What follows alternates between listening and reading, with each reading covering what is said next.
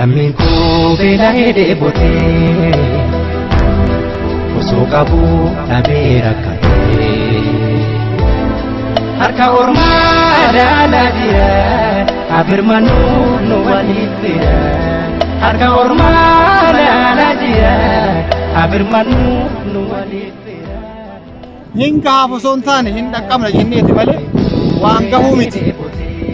Waan immoo asirratti illee dhaabnu miti boruuftaan illee deebinee waan mari'anne ammallee bakka hammaataa ta'e uummata keenya dhaqqabuu qabna jechuudha.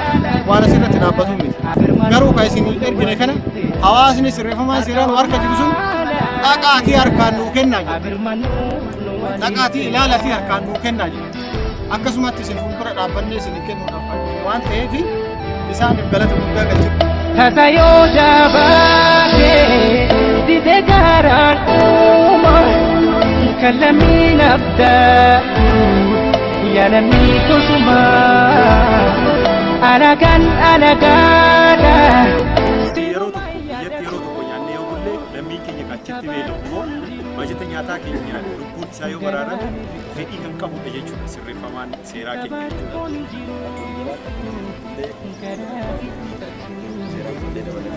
Gaafa fuudhanii ijjiin maamboo rakkoon dhiiga'oo gatoo namaaf maqaa tokkoon wazeeroo walii waamamna walumaan beekolee walumaan beerofna tokko riidhamna tokko nagaa hirrafu gamasii beelofnaan gamanaan fuufu. Dhiigatu beela fontuu walii bifata onee isaa tokko kanaaf dhikkifata onee isaa tokko kanaaf dhikkifata.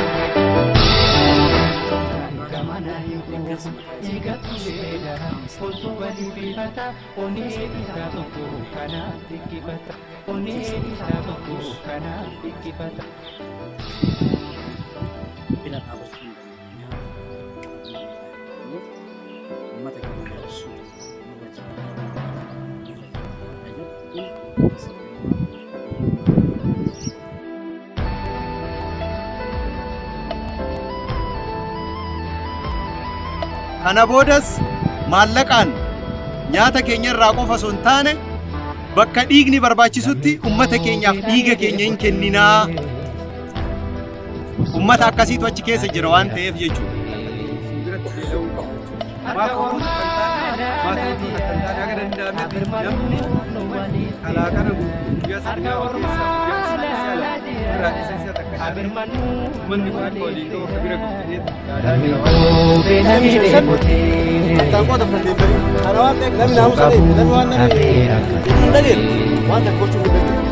Harka ormaa ilaalaa jira abirmanuu nu waliif bira harka ormaa ilaalaa jira abirmanuu nu waliif bira.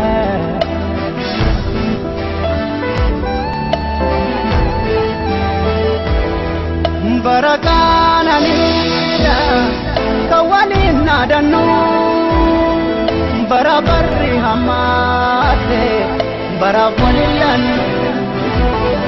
walii baabirmannu walaa baasnu rakkoo haadhoon bareeda hooda walii saatii birkoo haadhoon bareeda hooda walii saatii birkoo. Lammii keenyaaf galatoomaa isiniin jenna duraa duuba keessa rabbi haa tiksu hidhamaa keenya rabbi haa baasu galatoomaa isiniin jedha. Itti aansee ammoo mootummaa naannoo Oromiyaatiif mootummaa Itoophiyaatis maraanan galateeffadha. Maaliif galateeffadhare jaarmaa akkanaa nu ijaaranii ummata keenyaaf gargaarsa akkanaa lubbuu baraaru bakka maratti miidiyaan laalaa jira dhaqqabaa jira. Yeroo gabaabaa argate miidiyaan naannoon kun amma ammoo liitoorkiin qabna.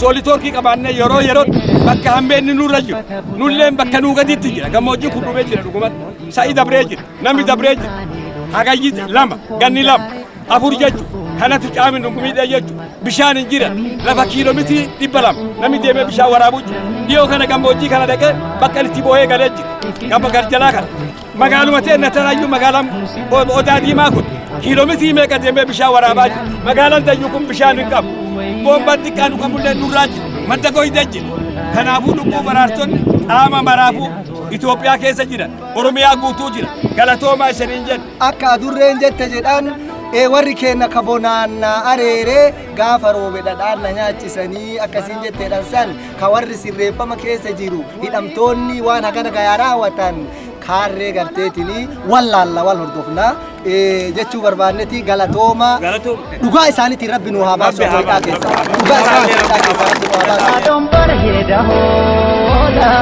waleessaati birkoo nyaatee garaa hin qabdu sabbata butaatti harmi dhiiga bahee ilmoon dhiiga hooti qaamni isaanii dhume nafatu foondaare otoo lubbuun jiru wallaatti marsaare namni goobee lahe raabsuu booga bula namni namaa naannee namaa hoola ifirraa fuufne ormaa komitaata musirratti beelofne wanti eenyuudhaata beelaan du'umanna seenaaf du'uwayya namni duulee seenaatu ol kaaya namni duulee seenaatu ol kaaya.